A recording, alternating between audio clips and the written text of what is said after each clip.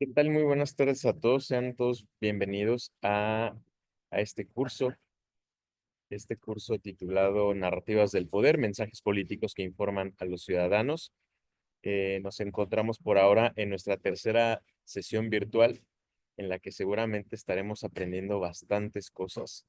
El día de hoy estaremos hablando sobre storytelling y story doing político, un tema que en lo personal a mí pues, me gusta mucho. Seguramente vamos a aprender bastante el día de hoy. Entonces, como siempre, les recordamos que nos ayuden escribiendo en el chat su nombre completo, municipio y estado para poder ir haciendo el pase de lista de todos los que se están conectando a nuestro curso. Al final les estaremos entregando una constancia digital a todos los que estuvieron aquí presentes con nosotros. Y bueno, para no perder más el tiempo y respetar la puntualidad de todos ustedes, les voy a presentar a la ponente del día de hoy, quien es Yansuy Ospina Gaviria. Ella es estratega política digital. Es comunicadora y tiene magíster en gobierno y políticas públicas. Apasionada por la estrategia política y el marketing político digital. Es miembro y secretaria de la Junta de AICODI, Asociación Internacional de Consultores Políticos y Estrategas Digitales, docente en Canvas Ad School y conferencista internacional.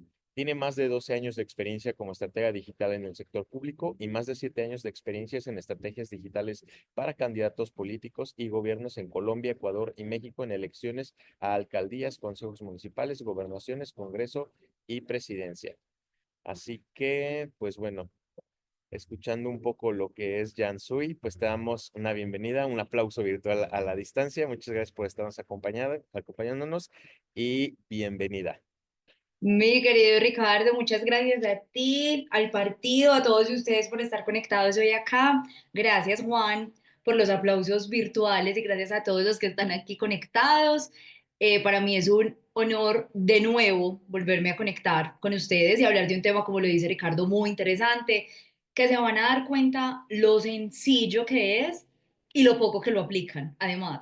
O sea, lo fácil y lo poco que lo aplican. Yo los invito a que, bueno, a que puedan escribir las preguntas, las vamos a ir respondiendo al final, a que puedan etiquetarme, a que puedan compartir lo que sienta que más les está aportando de esta sesión, que es lo más importante. Yo estoy en un frío miedoso acá en donde estoy. Yo espero que ustedes tengan una mejor temperatura, pero bueno, ya aquí hablando se me va a quitar seguramente el frío. Voy a compartir pantalla y recuerden que cualquier duda, cualquier pregunta, yo no voy a poder ver, digamos, de manera directa el chat, pero Ricardo o algo me hacen señitas, si sienten que hay que interrumpir algo, igual yo voy a estar mirando el chat, pues como en ciertos momentos. Entonces, ustedes, por favor, me dicen si aquí están viendo mi pantalla.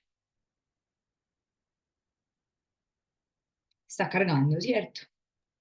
Listo, ya se ve. Sí. Perfecto. Bueno, hoy vamos a hablar entonces de storytelling, story doing político, que muy seguramente ustedes saben que hubo como un auge impresionante del tema del storytelling, del tema de contar historias. Lo que vamos a ver acá es como las características de cada uno y cuál es la diferencia en política, bueno, y en general, pero pues lo vamos a aterrizar en política para pasar de un storytelling al story doing. Lo primero que les quiero decir es que no hay uno que sea correcto, no se trata de que la gente que haga storytelling esté mal, ni que la gente que haga story doing esté mal sin haber hecho storytelling, pero lo importante es que siempre intentemos en política y si apoyamos y si estamos, no solamente si hay candidatos o candidatas acá, sino que yo ya sé que hay aquí personas que también apoyan a personas que están dentro del partido, es que puedan llevarlos a conectar muy bien lo uno con lo otro. Entonces, aquí no me voy a quedar, ustedes ya Ricardo me presentó muy bien. Aquí lo más importante y con lo que quiero arrancar es una cosa muy básica y es que entendamos que nosotros guardamos trozos de historias porque así interpretamos el mundo. Nosotros no interpretamos el mundo con datos. Recordamos 22 veces más las historias que los hechos. Esto lo dijo esta gran psicóloga, de en adelante se ha ido comprobando.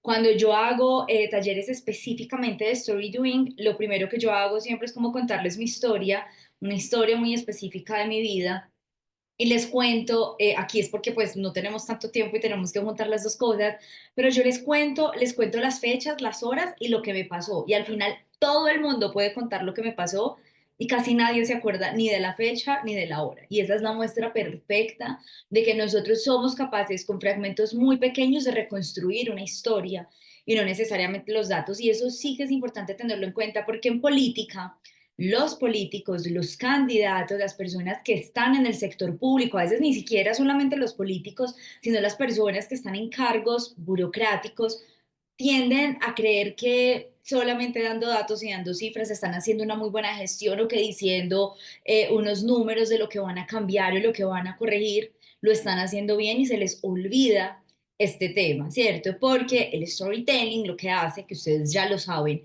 es que ayuda a conectar emocionalmente con el otro. No solamente es contar una historia, hola Laura, bienvenida, sino de conectar emocionalmente con el otro.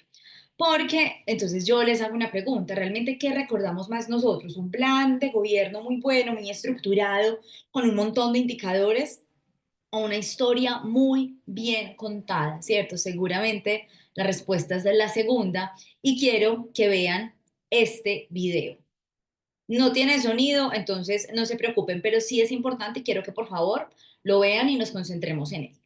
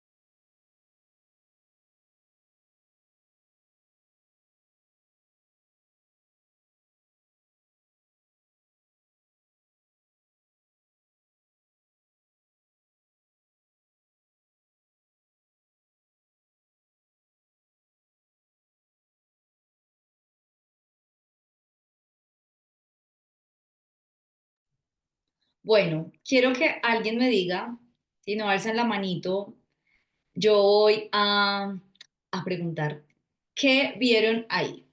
¿Qué vieron? ¿Qué pasó ahí? ¿Quién quiere? Si quiere activa el micrófono, Juan Olivera. Olvera, perdón, Juan. Bueno, el video trata de grandes datos sobre grandes historias, ¿sí? O sea, está intentando meter datos en una gran historia, es lo que yo lo entiendo el video. Ok, Que muy los bien. grandes datos quieren meterlos a grandes historias para hacer una gran historia. O sea, meter más datos para hacer Ujú, una gran historia. Eso es lo que yo entiendo en el video, que quieren meter perfecto. para hacer una gran historia. Eso es todo. Listo. Muchas gracias. Mil gracias, Juan. ¿Quién más? Ok, ¿Quién más? mira, si me escuchas ahí, sí. Perfectamente. Ok, yo como decía Bob Ross, veía tres figuras geométricas muy felices jugando dentro de Sí, una caja. Eh, Primero estaba solito un triángulo rojo, muy triste. De repente afuera andaba jugando un triángulo azul y un punto o un círculo. Después sí, salía a jugar con ellos. Después por ahí andaban jugando. El punto quiso meterse a la caja, no, no pudo entrar, después entró, anduvo jugando un rato solito, después entró el triángulo azul, empezó a jugar con él, después se salió y empezaron a jugar alrededor, después el triángulo azul se quiso meter a la caja nuevamente y después el triángulo rosa o rojo se fue junto con el círculo, y entonces se sintió solo el triángulo azul y hizo amigos a unas líneas que formaban la caja. Muy bien. Y la historia es que, pues, solos podemos ser felices, pero acompañados somos más felices. Bueno, excelente historia, Ángel. Muchísimas gracias. Laura había levantado la manita también, si no estoy mal. Sí, sí, sí. Yo vi heterogeneidad Ok. y vi dentro del triángulo un segmento que, que, que representa a algo o a un grupo de algo o alguien, ¿no? El triángulo Ok. rojo igual, el, el circulito igual, y cómo podemos estar entrando y saliendo en diferentes ambientes que van conformando nuestro entorno y por ende nuestra personalidad, de tal suerte que los del triángulo rojo no siempre van a ser iguales a los del triángulo azul ni a los del círculo rosa, pero al final coexistimos y todos somos como una especie de proveedores de información. Y ante cualquier institución, ya sea pública o privada, a mí me queda muy claro como mercadóloga que la información es poder, pero Ujú. más poderosa es cuando sabemos interpretarla para darle un fin. Y si es un fin positivo, muchísimo mejor, porque así es como se forman las grandes historias, ¿no?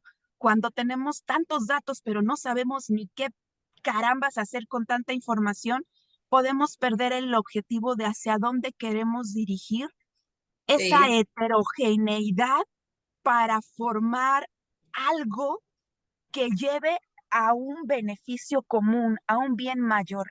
Así es como yo lo vi. Querida Laura, muchísimas gracias.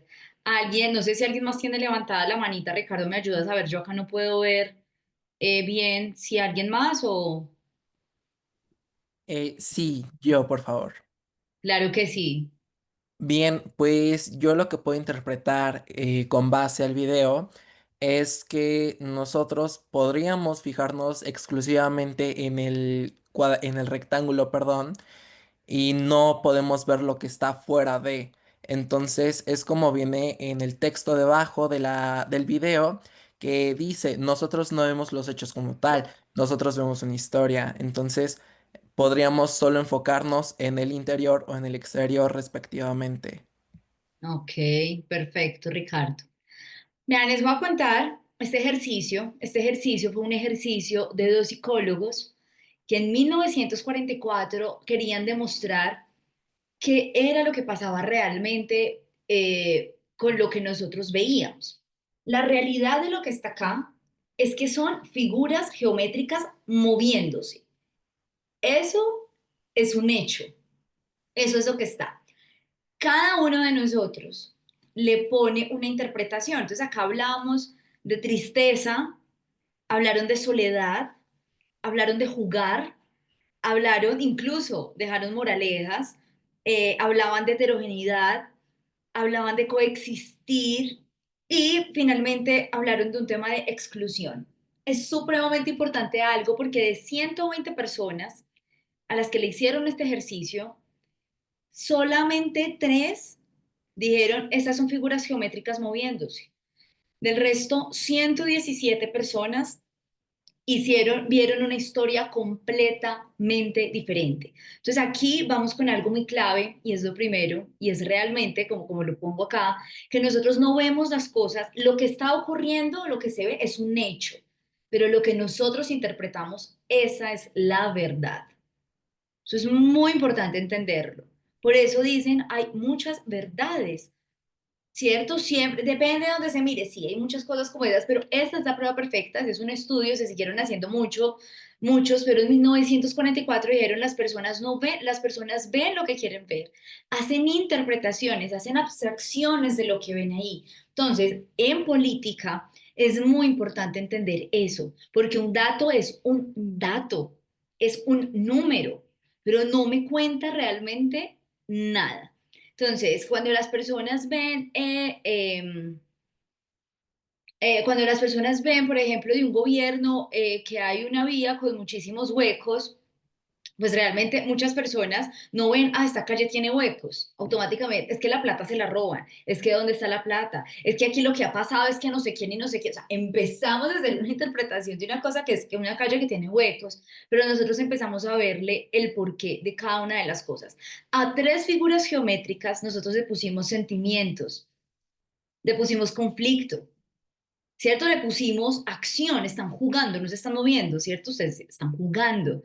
Entonces nosotros, dependiendo de nuestras vivencias y también de nuestra construcción mental y cultural y social, nosotros interpretamos las cosas. Por eso es supremamente importante que a la hora de contar historias, nosotros entendamos muy bien a quién se la vamos a contar. Porque esa es la interpretación que esa persona va a hacer de lo que nosotros vamos a decir. Entonces aquí nos estamos metiendo un poquito más en el tema de storytelling, que siempre le dicen a uno, es conectar, sí, pero conectar requiere muchas cosas y lo primero es eso, es entender que el poder de esto está en las interpretaciones que hacen las personas. Entonces aquí llega algo que se llama el relato. El relato es que hay muy buenas historias que nos hacen querer llegar hasta el final, ¿cierto? O sea, yo quiero saber qué pasó con el círculo, peleó, lo dejaron solo, por fin se reencontró, o sea, qué pasó ahí con esa historia, incluso cuando algo se vuelva difícil o aburrido. Muchas personas, seguramente todos ustedes se quedaron viendo el video sin sonido, sin nada, sin caras, y eso que este es a color, inicialmente era solamente a blanco y negro, pero yo me quería quedar porque yo necesitaba saber qué le pasaba al triángulo, qué era lo que estaba pasando ahí, qué iba a pasar con el círculo. ¿Por qué? Porque una historia nos hace, cuando conectamos con una historia queremos saber el final. Lo mismo pasa con un libro, lo mismo pasa cuando vemos un programa de televisión, queremos saber qué es lo que pasa con esta persona. ¿Cuántos de ustedes muchas veces me han dicho como, ay, bueno, este libro no está tan, pero es que hay una historia y esa historia yo quiero saber qué fue lo que pasó ahí, ¿cierto? Porque tenemos esa intriga. Las historias tienen el poder de convertir eso que es ajeno en algo mío, en algo propio, lo que es complicado y relevante en algo que sí tiene que ver conmigo. Y ahí es donde empezamos nosotros a decir cuándo es una buena historia y cuándo realmente conecta. Entonces, las historias son una de las formas más poderosas de comunicar. En política, por ejemplo, nos permite crear conexiones profundas con esos electores, con esas personas y movilizar personas hacia una causa específica. Pero entonces, ¿qué es el storytelling político aplicado, digamos, realmente a la política? Y es contar historias para conectar emocionalmente. Es el arte de hablar de política, pero de hablar de impacto, ¿cierto? De manera emocional, clara, que me persuada, que yo diga, ah, esto que esa persona está diciendo tiene que ver conmigo. No son datos, no son propuestas técnicas. El storytelling ayuda a que nosotros realmente apelemos a valores, a emociones y a experiencias compartidas. Esto es muy, muy, muy importante dentro de la comunicación durante muchos años, pero desde que era comunicadora y no sabía que yo me iba a dedicar a esto de la comunicación política, me empezó a obsesionar el tema del discurso. O sea, no sé, personajes que realmente han trascendido solamente con el discurso y que han logrado que las personas le crean. Nosotros en una de nuestras clases, si no estoy mal, en la clase anterior, hablábamos de cómo cambiaba, cómo había cambiado este tema de estar en una tarima y hablarle a una masa y cómo empezar a conectar ya con unos mensajes muchísimo más específicos. Y aquí tiene que ver con que cuando hablaban en masa, lo que hacían era como un tema que fuera como un enemigo común o una causa común. Aquí actualmente es mucho más difícil porque tenemos que empezar a encontrar unos segmentos, unas causas más específicas, unos dolores más específicos, pero yo siempre me obsesioné mucho desde mi universidad por entender y por analizar los discursos. Y eso tiene que ver muchísimo con esto, con esa historia. Entonces, nosotros ahora vemos que las personas dicen, bueno, ahorita lo vamos a empezar a ver, pero que dicen como yo quiero hacer esto, quiero lograr, no, primero tienen que meterse en la historia y les cuentan por qué, de dónde vienen. Entonces es supremamente importante entender que el storytelling es ese. Es trascender no significa que nunca se usen datos, ojo que hay un tecnicismo muy importante en la política de capacidad de ejecución, pero tiene que haber esto que realmente me conecte. Y entonces vamos a qué es el story doing político, ¿cierto? Ya hablamos, digamos, de ese tema, de ese discurso, de esa narrativa, de eso que yo digo, hey, esa persona es como yo, esa historia que a él le pasó, la viví yo, eso le pasó a mis papás, eso yo lo he escuchado en alguna otra parte, eso conecta con algo que yo sentí. Y entonces vamos al story doing, que es la evolución del storytelling. Ya no se trata solo de contar una historia, sino de vivirla y de mostrarla con acciones reales. El público ya no es un espectador, los electores ya no son espectadores pasivos, sino que nos convertimos en parte activa de ese relato. En política ya no basta entonces con decir yo represento al pueblo, sino que hay que actuar como parte del pueblo. Entonces acá es supremamente importante porque el story doing básicamente es y se resume en que es la coherencia entre lo que se dice y lo que se hace. Muchos de ustedes, yo sé que lo saben y también, si no estoy mal, creo que lo hablamos la vez pasada, y es, muchos candidatos, aunque ganen, se quedan siendo eternos candidatos. Jamás son capaces de trascender de esa retórica, ¿cierto? De esa demagogia para empezar a mostrar la trascendencia, el impacto y la ejecución. Se quedan en un storytelling que convenció, que enamoró, que conectó y por eso votaron por él o por ella, pero realmente no son capaces de trascender esa marca política. Entonces el story doing es realmente esa posibilidad de trascender realmente y de demostrar esa capacidad entre, pues, de la coherencia entre lo que se dice y lo que se hace. Acciones son acciones que se convierten en mensajes y son vivencias que las personas pueden compartir. Un ejemplo de esto perfecto es en México, yo sé que se acostumbra mucho y aquí también como esa rendición de cuentas de los 100 primeros días de gobierno. 100 primeros días, entonces 100 primeros días y empieza una lista de mercado, tapamos tantos huecos, hicimos ta, ta, ta. Entonces uno dice, ok, está bien, a mí en 2 semanas se me va a olvidar esa vaina, se me va a olvidar el número de huecos que tapó, yo necesito verlo, pero además si yo no lo veo porque no tengo acceso a una vía que tenga muchos huecos, a mí se me va a quedar más que me cuente una persona que todos los días veía este hueco, que diga como, uff, por fin me quitaron esto, ¿cierto? Vivencias que las personas realmente puedan compartir y no solamente datos. Este es un ejemplo, por ejemplo, de un story doing. ¿Eres de los que piensan que en 3 años el gobierno no? ¿Están escuchando mi audio? ¿Sí o no? No. Fuerte y claro. Sí, sí se Ah, escucha. sí. El del video, ¿lo escucharon? Sí, sí se escucha. Sí, Ah, perfecto. Gracias. ¿Eres de los que piensan que en 3 años el gobierno no ha hecho nada? Danos unos segundos.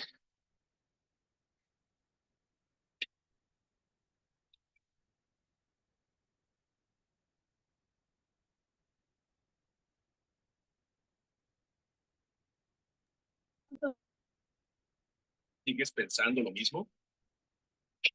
Falta mucho por hacer, pero en el nuevo Nuevo León trabajamos para demostrarte que no te equivocaste al confiar en nosotros. El gobierno del nuevo Nuevo León. Bueno, esto no es del PAN, pero es una forma de contar una historia desde las imágenes.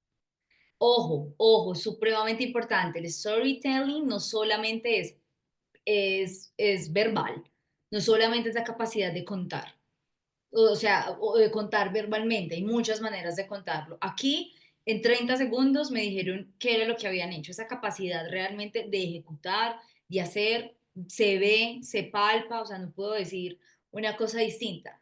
Claramente hay muchos detractores, hay muchas cosas detrás, pero acá estamos hablando de esa posibilidad de mostrar resultados, porque los hechos hablan más fuerte que cualquier discurso. Entonces, ojo, es necesario, es muy importante el tema del storytelling, pero el story doing realmente es eso que transciende.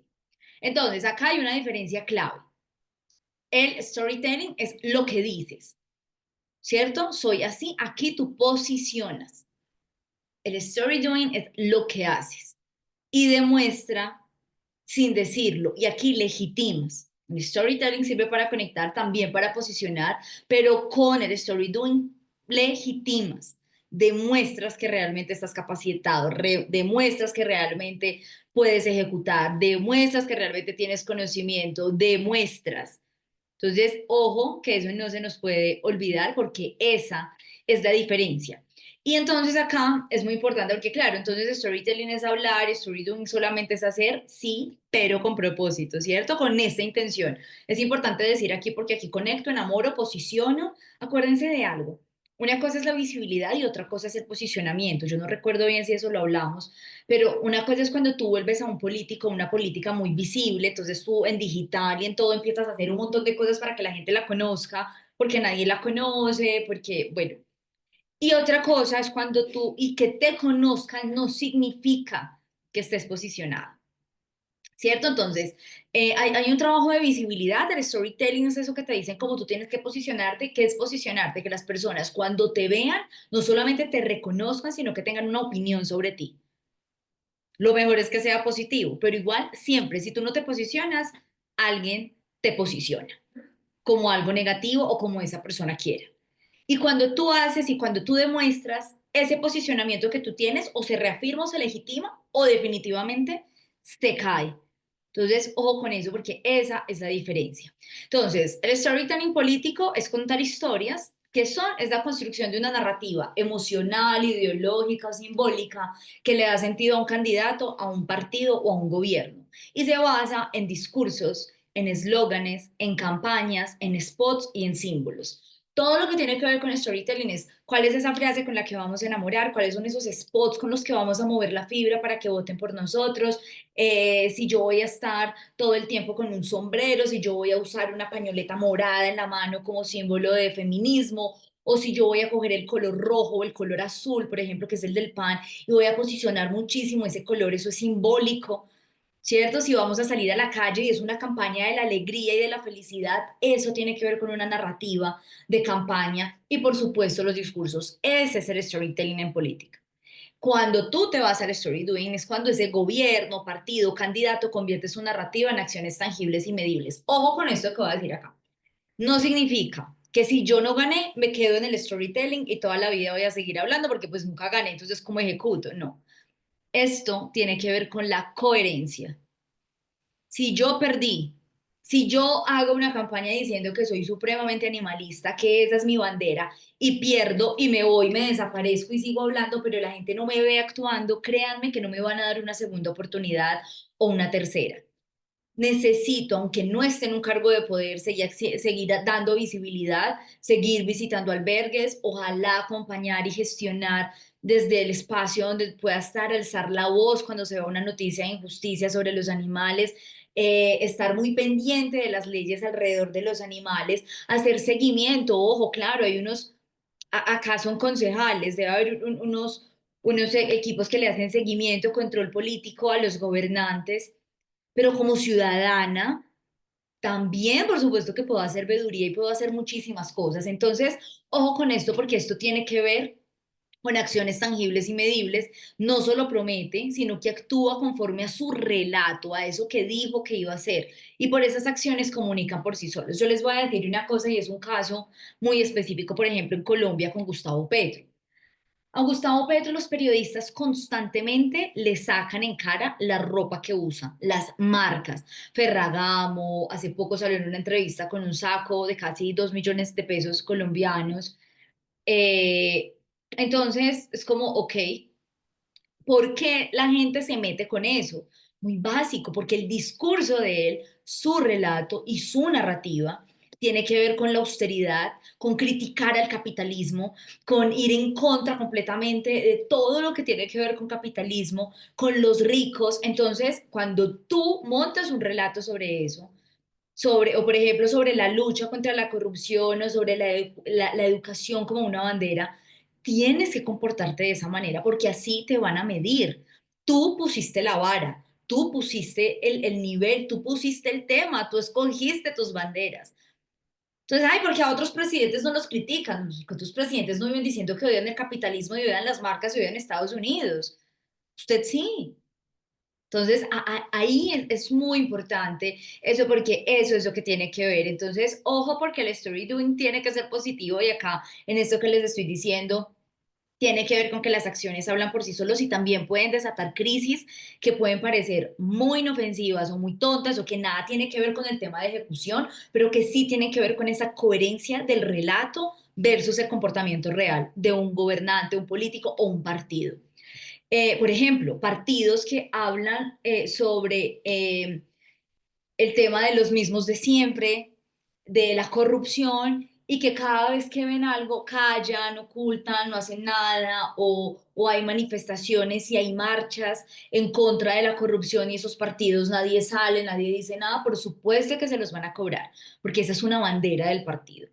Los objetivos aquí del storytelling son generar identidad, movilizar emociones, construir relato y que las personas, construir un relato que las personas quieran apoyar y quieran ser parte de eso.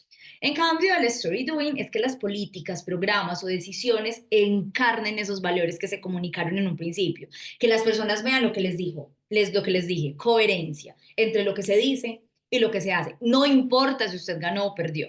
El PAN, independientemente de ganar o perder ciertas elecciones, es el PAN. Hay unos valores alrededor. Lo que identifica además a un partido y lo que lo une son unas creencias, unos principios y unos valores compartidos. Por ejemplo, una persona acá en Colombia que está a favor del aborto no puede querer estar en un partido nuevo, renovado, joven, en el Partido Liberal. Tiene que estar en el Partido Conservador. O una persona que quiera estar en el Partido Conservador, pero hable libremente del matrimonio de personas del mismo sexo, del aborto, no puede estar porque los partidos reúnen valores y reúnen este tema de simbolismos y de realidades y de unas visiones muy específicas. Entonces, ojo, los partidos, los políticos, los que ganan, los que pierden, pero que están construyendo una carrera política también tienen que estar muy conectados con lo que es el story doing. Aquí ejemplos perfectos de storytelling con Nayib Bukele. ¿Cómo es su discurso contra la vieja política, promesas de mano dura contra el crimen? ¿Cuál es el story doing de este caso específico? Un régimen de excepción, encarcelamiento masivo de pandilleros, reformas institucionales polémicas, pero alineadas con su narrativa. ¿Lo critican desde afuera? Sí. ¿Puede llevar a un tipo de autoritarismo? Quizás. Pero él dijo que eso era lo que iba a hacer y está cumpliendo y lo está haciendo. Está conectado. Barack Obama en su momento dijo Hope and Change, historia de inclusión y renovación, y ¿qué hizo? Reforma al sistema de salud, Obamacare, que para muchos bueno, para otros muy malo, pero fue coherente con lo que él quería, apertura diplomática con Cuba y retiro progresivo de tropas en Irak. Él fue coherente con esas banderas. Por eso es que muchas veces cuando yo asesoro a un candidato, un político que acaba de ganar una alcaldía, una gobernación, siempre lo asesoro mucho en esos 100 primeros días. Esos 100 primeros días no son una lista de mercado, tienen que estar alineados inicialmente con esas banderas de campaña, con eso que usted dijo, esto es mío. La defensa de las mujeres, ¿cierto? La austeridad, vamos a acabar con la burocracia, vamos a hacer ese tipo de cosas en esos 100 días que dijo, de esas banderas. Entonces eso es supremamente importante. Entonces, claro, hay muchas personas que van a decir, no venga, pero Bukele, no sé, no le ha ido tan bien en salud o no le ha ido tan bien en estas cosas. A las personas de allá realmente no le importa. Obviamente un gobernante tiene que encargarse de todo, pero va a haber unos ítems, unos indicadores que son los que van a tener a las personas contentas porque él sabe por qué lo eligieron. Un buen político entiende muy bien que ese relato y esa narrativa por la que la gente votó, con la que la gente se conectó, es esa razón por la cual lo van a elegir o lo van a juzgar. Punto. Eso es muy sencillo. Entonces, por ejemplo, imagínense que un candidato quiere promover la educación desde su privilegio. Es una persona muy privilegiada, es millonaria. Entonces, ¿cómo se haría? Es un tema de storytelling donde contaría su propia historia. Por ejemplo, yo trabajé en Colombia con Sergio Fajardo, ex candidato presidencial, una persona muy afortunada y privilegiada, pero su obsesión es la educación. Y entonces él no dice, no, es que yo estudié en una escuelita que se caía todo y mis papás, no, él dice todo lo contrario. Yo estudiaba en un colegio maravilloso, pero llegaba y compartía con otras personas y yo veía que no tenían lo mismo que yo y yo no entendía. Yo no entendía y yo empecé a decir, yo por qué tengo esto y otras personas no, desde su privilegio. Él contó una historia, sin mentir y sin engañar, sino que dijo, yo vi que yo estaba en una posición en la que yo quisiera que todos los niños estuvieran porque las posibilidades que tuve me permitieron esto, esto, esto. ¿Cómo se transforma eso en story doing? Por supuesto, organizaría talleres de tutoría en escuelas, participaría en debates sobre educación, promovería políticas públicas que mejoren el sistema educativo. Me doy cuenta que este es un problema, esta es mi narrativa, esto es lo que me duele, esto es lo que me preocupa y esto es lo que yo voy a hacer o lo que yo haría. Entonces, hay una estructura básica igual, tanto del storytelling como del story doing, para que uno pueda, digamos, trabajar con ambos. Lo primero es un personaje en el storytelling, tiene que haber alguien, tiene que haber un protagonista, tiene que haber un villano, ¿cierto? Entonces el personaje es el político, con su historia, con sus valores, con su personalidad, ¿cierto? Esa persona, con todo lo que puede tener en su cabeza. Hay un problema, ¿cierto? Hay un problema, hay una necesidad, una injusticia que afecta a la comunidad, son esos pain points, son esos puntos de dolor, o puede haber también un villano. A veces no es una persona, el problema es la corrupción, el problema es la desigualdad, el problema es la pobreza, ¿cierto? No necesariamente es otro político. Uno puede también ese problema convertirlo no en una persona, sino en una situación muy específica, pero obviamente tiene que haber un problema, algo que uno va a solucionar. Un viaje es esa trama, ¿cierto? ¿Cómo decido enfrentar ese problema? El proceso, los errores, el aprendizaje, lo que me pasó una vez, si me defraudaron, intenté de esta forma y me cerraron la puerta, intenté otra vez, esa historia de cómo se logra. Y el resultado, hay una transformación deseada, que es como una visión de futuro, eso es lo que yo quiero, esto es lo que nunca más va a volver a pasar, porque esto es inaudito, esto no puede seguir pasando, esto que yo vi, que yo viví, etcétera. En este video, por ejemplo, nosotros vemos a Social en una obra, pero aquí, bueno, quiero primero que lo veamos y luego hablamos de él. Fernando le va a América y acabamos de apostar una gorra al pase. La voy a ganar, ingeniero. Te la está recortando mi gorrita. Hasta aquí nos vemos de la hora, ¿eh? Te la voy a poner la del bigote. Aquí, por ejemplo, es un tema de storytelling muy sencillo. Ella no me está contando muchas cosas, sino que está hablando de algo que es muy global, general, que todo el mundo lo puede entender y esa es una manera también, porque ojo con algo, equipo. Siempre creemos que el storytelling solamente es para cuando me voy a sentar a hacer un discurso. Entonces ahí pienso cómo entra, cómo es la trama. No, el storytelling se da en absolutamente todo lo que hacemos. Todo el tiempo estamos contando historias, todo el tiempo estamos queriendo contar algo que es importante para nosotros. Y Social hizo una campaña muy aterrizada para mí. Hay, digamos, otros factores de por qué perdió, etcétera, pero ella tenía algo y era una conexión real con el pueblo, ¿cierto? O sea, creo que ella siempre estaba como muy atenta de qué está hablando la gente, de esto quiero hablar yo sin que a ella se le viera forzado. No voy a hablar pues como de su narrativa, de sus errores, desaciertos, de lo que considero en términos narrativos, porque pues eso no es la clase, pero sí es importante entender que ella logra conectar, digamos, con eso. Hay una estructura básica del story doing y es un propósito claro. Entonces, ¿cuál es el propósito real que refleje esos valores, misión del político o de la campaña? ¿Cuáles son esas acciones coherentes que debo tener para demostrar ese propósito de forma concreta y tangible? Que era lo que yo les decía. Entonces, el propósito claro es que, por ejemplo, las personas que se demoran, porque eso pasa muchísimo, sobre todo en áreas rurales, y yo sé que también pasa en México mucho, y es el acceso a, a la educación no solamente se da por los espacios, sino por las distancias. En las zonas rurales hay unas escuelas muy pequeñas, en muy mal estado, pero los niños tienen que demorarse 4, 5, 6 horas. Hace poco veíamos una historia, yo la vi en TikTok, de una persona que decía, hay solamente 3 clases, 3 días de clase, porque llegar son 5 horas. Y caminan y se van en mula, lomo de mula o no sé qué, o sea, un montón de cosas alrededor. Entonces puede ser que el propósito claro sea acercar y fortalecer, ojo, digamos, la educación rural. Pero yo tengo que hacer cosas muy específicas. Entonces, lo primero que voy a hacer es revisar cuáles son las vías. Puedo hacer una cosa muy sencilla, quizás si es como un censo de cuánta población realmente hay, a ver si sí hay suficientes escuelas en esa área rural, cuáles son las condiciones, una participación activa del público. Entonces, hablamos con la comunidad, hacemos entrevistas con la comunidad, entrevistamos y hablamos con esos niños de qué es lo más difícil de ir a estudiar, por qué aman ir a estudiar. cómo se sueña en su colegio, cómo sería su jornada escolar perfecta. Hablamos con sus familias sobre los miedos de que los hijos vayan. Claro, es que son 5 horas, les puede pasar muchas cosas y nos toca mandarlos solitos. Ese tipo de cosas, empezar a entender eso y por supuesto una consistencia en el tiempo. No basta un solo gesto como hoy contratamos un bus y llevamos a los niños para que pudieran estudiar hoy y mañana y pasado mañana. ¿Y después qué? ¿Cierto? El storytelling es esa capacidad de construir acciones sostenidas y coherentes en política. Acá estamos hablando de política. Vean este video.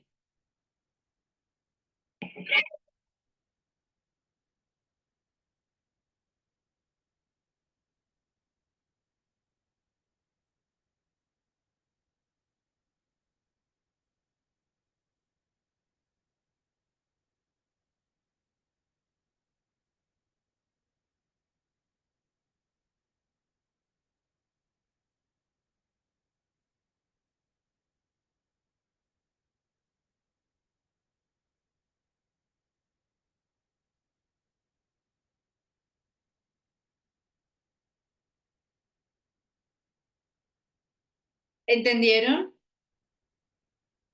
Ay, pero ustedes escucharon, no. Yo no sé, Juan cuando mueve el dedo yo no lo veo, veo como la punta del dedo, entonces yo no sé si es sí o no. Si acá me salió un mensaje de configuración del audio. Ese no lo escucharon. Ahorita nos vemos, güey. Ay, bueno, ahí era una canción, Tren al Sur, y aquí el presidente de Chile nos habla, no nos dice, hola, activamos el tren, sino que me muestra a la gente contenta, me lo muestra con una canción tendencia, me muestra a las personas ocupándolo, me muestra el trayecto, me muestra la felicidad, me está contando una historia, pero con una acción concreta. Se reactiva un tren que llevaba 18 años detenidos y que hoy vuelve a dar vida, dignidad y oportunidades a miles de familias en el sur de Chile. Y la canción que usan es Tren al Sur. Eso es un storytelling adaptado a story doing muy bien contado. Entonces, ¿qué hace el storytelling? Vamos a recapitular muy rápidamente todo lo que hemos estado hablando. Lo que hace el storytelling es, primero, da sentido a un mensaje. Convierte datos, propuestas o ideas en relatos con inicio, conflicto y resolución. Así cada uno de nosotros entiende de qué se trata y por qué es relevante, ¿cierto? Lo segundo que hace es que conecta emocionalmente. Las historias activan emociones, empatía, esperanza, indignación, orgullo, miedo. Y esa conexión lo que hace es que el mensaje sea más persuasivo y humano. Ustedes han escuchado esa frase que dice, una persona olvidará lo que tú dijiste, pero jamás lo que tú le hiciste sentir. ¿La han escuchado? Eso pasa realmente con una historia. Entonces yo digo, como fue, pucha, yo no me acuerdo muy bien de la trama de esa película, pero me dio, o sea, sí me acuerdo que me dio demasiado miedo. Y yo puedo no acordarme específicamente de muchas cosas, pero da miedo y es inexplicable, pero esa película me generó miedo. Realmente tuvo una conexión emocional conmigo, eso era lo que querían, activarme emociones, más allá de acordarme de los datos o de acordarme muchísimas veces, y ojo con esto, porque estamos hablando de que las personas recordamos mucho, no solo los datos, qué pesar, es que saben qué, no espere, yo voy a hacer algo, yo voy a dejar de compartir y voy a volver a compartir con esto, que es compartir sonido, porque eso es lo que está pasando. Allá están viendo otra vez, ¿cierto? Yo no los voy a dejar con el video, esperen, para que vean lo chévere que fue. Igual es cortito, esperen. Apenas veo que no se escuchó.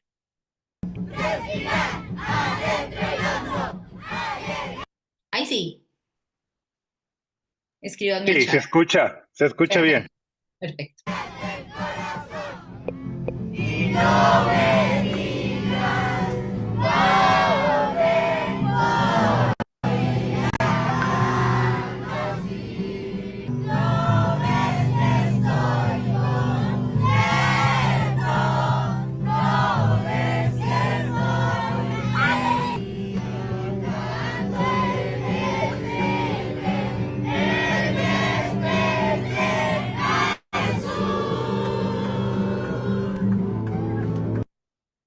Bueno, la canción creo que le da todo el toque y todo el tono y por eso quería que lo escucharan. Entonces, ojo con esto. El storytelling, acuérdense, activa emociones. Entonces, muchas veces primero se me pueden olvidar los datos. Segundo, seguramente se me puede olvidar lo que pasó, pero nunca lo que sentí. Hace poco me pasó en un almacén, una persona me atendió súper mal, hizo algo que no creo que debía hacer.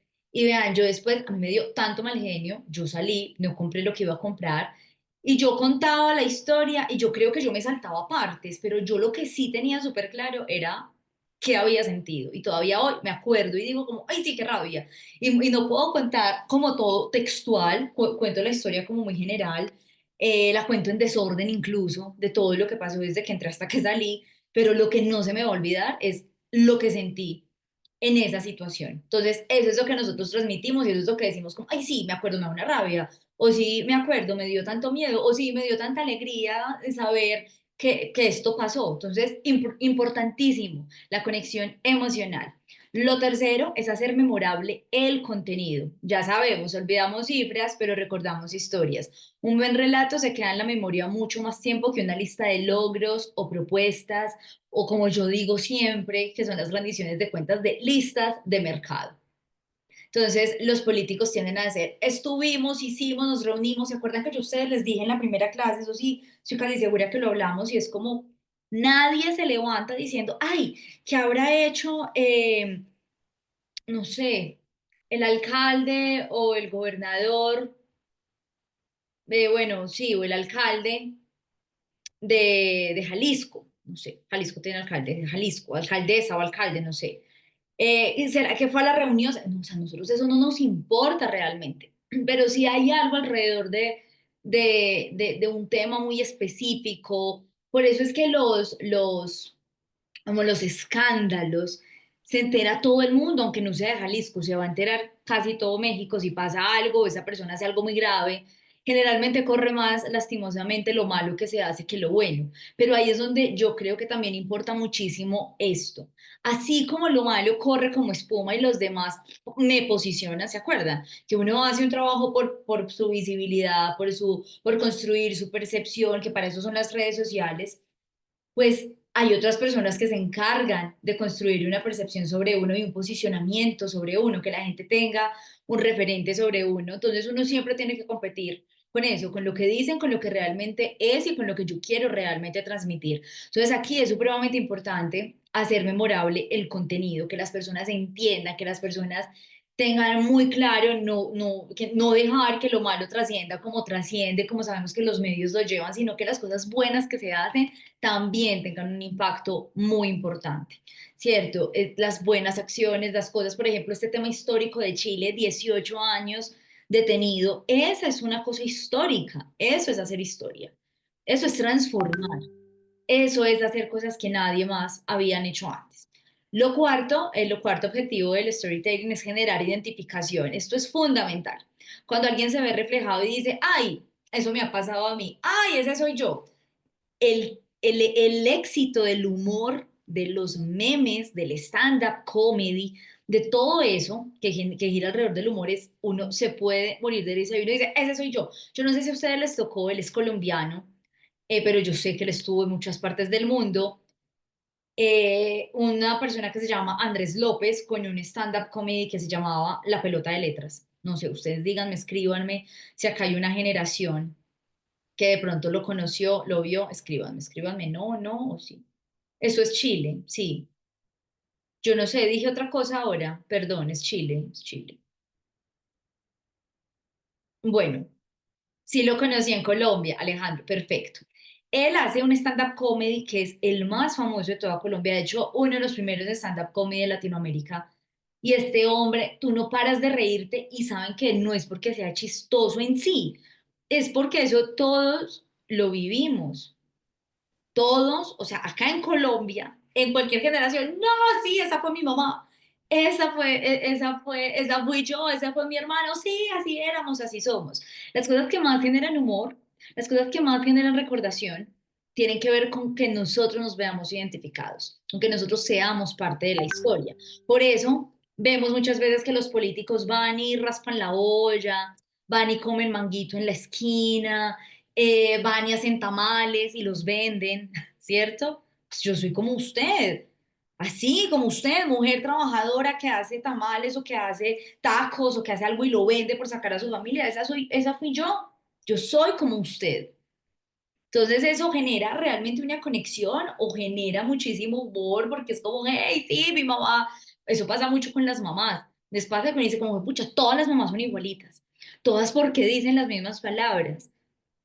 ¿Por qué? Porque han encontrado una forma de contar historias alrededor de la identificación y que muchas personas digan, esa soy yo, esa es mi mamá, esa es mi familia.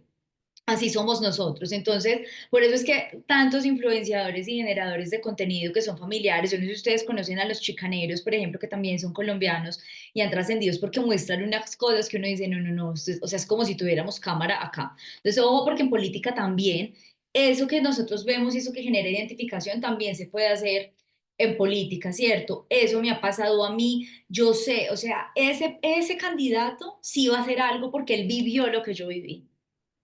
Le duele lo que a mí me duele. Claro, como no voy a creer en una persona que también se tuvo que endeudar para la universidad, que estudió él, pero que le tocó mantener a sus hermanos para poder estudiar? O cómo no me voy a conectar yo con una mujer candidata a mamá si yo sé que soy mamá, por ejemplo, y sé que lo que me toca sufrir, o sea, la admiro porque ella soy yo. ¿Me entienden el punto? Entonces aquí, ojo, la identificación es fundamental a la hora de conectar y construir un storytelling poderoso. El storytelling también construye identidad y visión de futuro. Las historias bien contadas pueden unir a personas que pueden ser muy diferentes en torno a una causa, una visión compartida o un proyecto político, porque ayudan a imaginar un futuro posible. Entonces, unámonos alrededor, por ejemplo, de una consulta anticorrupción. Todos, o sea, ¿quién va a decir, no, realmente sí, no, yo apoyo la corrupción y no sé? No, pero hicieron, aquí se hizo una consulta donde se votaban unas preguntas para que esa consulta se aprobara y tuviera una incidencia real en el gobierno. Todos, independientemente de los partidos, ¿quién va a querer la corrupción? O al menos quién la va a querer abiertamente y decir, sí, no, yo soy corrupto. No, pues sabemos que hay muchos partidos corruptos. En todos los países del mundo existe la corrupción, en unos más que otros, pero siempre en una pequeña escala me atrevería a decir que en la gran mayoría hay corrupción. Pero hay proyectos que si se pueden contar bien, si se pueden visibilizar, unen, aunque haya ciertas diferencias. Hay proyectos que unen completamente. Aquí, por ejemplo, hace poco vimos un proyecto que se le votó a un alcalde que tenía a todos sus concejales casi en oposición, o sea, tenía muy pocos de gobierno, había unos independientes, pero casi la gran mayoría era de oposición, pero el alcalde presentó un proyecto para dar como un subsidio funerario a las familias de bajos recursos. O sea, logró movilizar y lo que hizo es lo que muchos políticos hacen y es, yo sé que aquí los concejales es posible que no me voten, pero yo necesito hacer que la gente quiera este proyecto, lo entienda y además, si ellos votan negativo van a quedar como las peores personas del mundo, que ya sabemos cuánto cuesta morirse, o sea, es muy costoso. Muchas familias y muchas personas dicen se murió y salen a decir, perdón, no tengo con qué enterrarlo, no tengo es costoso morirse. Y entonces esos proyectos hacen que realmente se unan muchas personas, eso pues muy rápidamente todos le votaban a todo que no, pero esos proyectos que unen, que realmente hay una visión, una causa, pues claro, todos terminaron además apoyándolo. Entonces este tipo de cosas son importantes en la narrativa. Entonces, ¿qué logra el story doing? Primero, construye credibilidad, ¿se acuerdan? Yo con lo primero convenzo, enamoro, conecto, ¡pam!, votan por mí, pero gano. Y si no logro esto, perdí. Me eligieron una vez, pero no me eligen dos. No me eligen dos y además salgo con la peor favorabilidad. La gente cree más en lo que ve que en lo que oye, por supuesto. Lo segundo, vuelve coherente esa narrativa. Si dices que eres del pueblo, tienes que actuar como el pueblo. Lo que yo les decía ahorita, no está mal que un político, que una política, que una persona se vista como quiera vestirse, se gaste su dinero en lo que se quiera vestir, de lo que se quiera gastar. Pero si tu narrativa era la austeridad, si tu narrativa es el anticapitalismo, si tu narrativa es luchar por la desigualdad, porque no puede haber ricos exagerados, ¿cómo vas a usar unos zapatos de 3 millones de pesos colombianos cuando el promedio del salario mínimo en Colombia es de 2.300.000 pesos? Y tus zapatos son de 2 millones. Con ese mínimo comen a veces familias de hasta 5 personas. Entonces, eso tiene que ver muchísimo con la coherencia o con la incoherencia y eso se castiga mucho. Entonces, el storytelling sirve también para volver coherente esa narrativa, para demostrar que esas promesas de campaña, que todo eso por lo que que se intentó, con lo que se convenció mejor, pues es una realidad, ¿cierto? Si dices que eres del pueblo, actúas como el pueblo. Activa emocionalmente al público. Las personas se sienten parte de la historia si realmente pasa esto, por ejemplo, que vimos del tren de Chile, ¿cierto? Entonces lo que hacemos ahí es realmente, o sea, hago parte de esto, me activo porque esta persona lo hizo, pero además me invitó, soy yo montado en este tren que hace 18 años estaba detenido. Entonces las personas se sienten parte de la historia si realmente lo sumamos y hacemos un story doing que llegue a las personas. No vale la pena si yo solamente hago una acción específica y la dejo ahí y no la cuento y no vinculo a las personas. Por eso, vean, cuando yo asesoro a varios políticos en este tema de los 100 primeros días, porque yo creo que ahí es donde más todo el equipo está concentrado en mostrar resultados, ahí sí.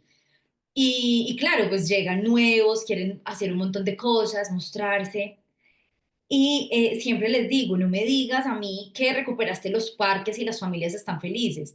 Muéstrame a esas familias felices. Muéstrame esa alegría. Quiero ver que realmente están felices. Quiero ver que realmente sí están yendo al parque. No me lo cuentes, muéstramelo. Muéstramelo. Esa es una manera de contarme una historia, storytelling, pero con una acción tangible y específica que es la recuperación del espacio público.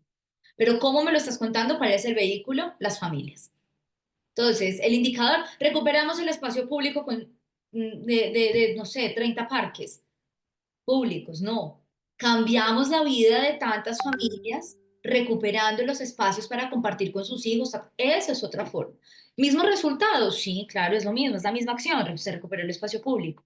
Pero el impacto y lo que está ahí, esa es la historia que se cuenta, pero con una acción específica. Yo no puedo construir un storytelling muy hermoso alrededor de eso si realmente no recuperé el espacio público, si realmente no recuperé los parques, si no les puse luces, si no logré sacar a ciertos grupos que lo estaban ocupando, si no logré arreglar las sillas. Tiene que haber una acción, pero siempre se refuerza con un tema de storytelling, porque recuerden, el storytelling es el que activa emocionalmente.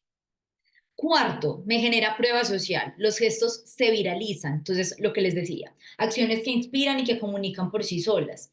Entonces, por ejemplo, un parque, volvamos al tema del parque, que siempre está oscuro, que cuando la gente pasa, sobre todo las mujeres dicen, no, no, no, es que yo por ahí no me meto porque es de noche y es un parque y no. Pero en cambio, si de noche, entonces, ya hay luz, ya hay iluminación, hay vigilancia y veo a un lado que hay unas mujeres haciendo aeróbicos, veo en otro lado que hay un grupo de personas en la cancha jugando fútbol de niños. Yo, ¿cómo no me voy a sentir más segura? Comunica por sí solo, acá la gente lo está ocupando, lo puedo ocupar yo. Si esas mujeres están haciendo aeróbicos, si estas personas están jugando fútbol, yo puedo pasar. Ya no es como antes. Eso es prueba social y eso pasa con el story doing. Diferencia frente al discurso vacío. En un mundo lleno de promesas, son las acciones las que destacan. Esto es fundamental, ¿cierto? Ojo, ojo con los candidatos que se quedan toda la vida siendo candidatos aunque ganen, aunque les toque gobernar, aunque les toque legislar. Se vuelven, y ojo también con los que pierden y se quedan toda la vida simplemente haciendo oposición sin nada que realmente trascienda. Entonces, un político que gana un presidente y vive haciendo videos de si ve, se equivocó, vea lo que dijo. O sea, sí, ¿y qué? ¿Y qué propones? ¿Y qué es lo que crees que se debe hacer? ¿Y por qué tú no vas y hablas con unas personas que propongan algo diferente? ¿Por qué tú no haces veduría, haces seguimiento de otra forma y promueves acciones que cambien eso? No se queden solamente, la oposición a mí me parece que se queda, hoy por ejemplo se está viviendo en Colombia una oposición que solo critica, que todo el tiempo hace videos criticando a Gustavo Petro y a la que hoy yo ya en plena precampaña, en mayo del próximo año elegimos presidente otra vez en Colombia, no veo una oposición con unas propuestas reales a los problemas que tiene este país. Se dedicaron, eso sí, ustedes se meten y ustedes encuentran mil trinos, videos, cosas, pues todo el tiempo critican al uno al otro, pero muy pocas propuestas. Claro, entonces la gente dice, no, sí, pero es que en este momento nadie está hablando de propuestas, a nadie le interesa. Eso es real. Nadie está pensando realmente en propuestas muy específicas de ciertas personas, pero no hay nadie proponiendo salidas más allá del oportunismo de la oposición y de criticar lo que es evidente y lo que todo el mundo ve. Entonces las personas se pegan de eso y se quedan y se quedan y se quedan y se quedan. Y eso es importante. Nosotros hoy tenemos, por ejemplo, un presidente que ha montado toda su narrativa y toda su carrera política con la victimización. Siempre ha sido oposición, nunca lo dejaban gobernar, ahora ya gobernó y entonces no ha podido trascender del discurso a la acción. Entonces ahí es donde es muy importante entender que bueno, y ojo, porque todas las cosas que le pasan, la respuesta es, pero los otros lo hacían también. Es como así, ¿cuál era el cambio, cierto? No hay una relación entre el discurso, entre la acción. Las acciones son las que trascienden, las acciones son las que destacan y son las que diferencian realmente algo bueno, tangible, con resultados a un discurso solamente. Aquí, por ejemplo, Nayib Bukele en El Salvador lo hizo perfecto. Los homicidios en El Salvador, perdón, cayeron drásticamente. Esta es la tasa anual por 100.000 habitantes desde el 2015 hasta el año 2023. Entonces, ¿lo pueden criticar? Sí. ¿Es perfecto? No. ¿Es autoritario? No, etcétera. Hay muchas discusiones a través de Nayib Bukele alrededor del tema de derechos humanos. No estamos hablando de esto, pero estamos hablando de las banderas que él prometió, lo que él le prometió a su gente. Y esto solamente es una de las cifras. Muchas otras que él ha querido mostrar son la inversión internacional, el retorno de salvadoreños a su territorio que habían huido por miedo, porque no había oportunidades, que no se imaginaban ahí, y regresan, invierten. Grandes empresas que se están consolidando en El Salvador, y eso es porque él tenía en su mente una propuesta muy específica. Entonces, vean, esto es realmente mostrar resultados. Donald Trump, por ejemplo, vamos a ver este video. From this day forward, it's going to be only America first.